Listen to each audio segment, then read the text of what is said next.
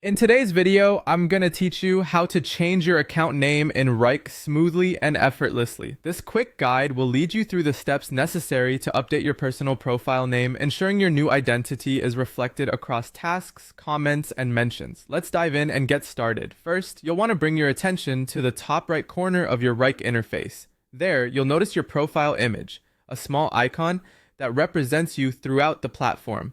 Go ahead and click on this image. This will prompt a drop-down menu to appear, giving you several options related to your account. From this menu, locate and select Settings. Navigating to Settings is an important step, as it's your gateway to the customization of your profile. Once you're in the Settings area, focus your attention on the Profile Information section. Here, you'll see fields labeled First Name and Last Name.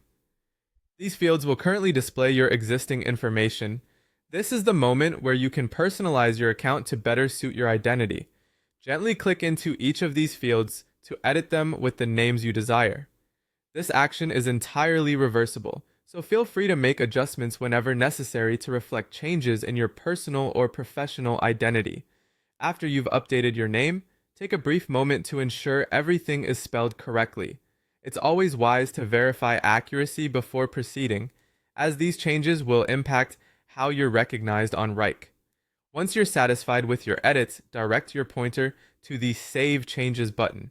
Clicking this will set your new name in stone, ensuring your updates are applied throughout the platform. These modifications mean that every time someone interacts with your tasks, comments, or mentions within Wrike, they'll now see your newly updated name.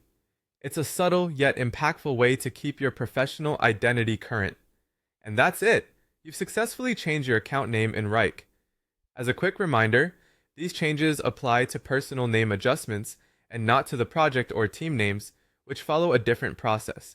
Make sure to review other customization options in your settings to enhance your Wrike experience even further. Thanks for tuning in, and I hope this guide has been helpful. See you next time!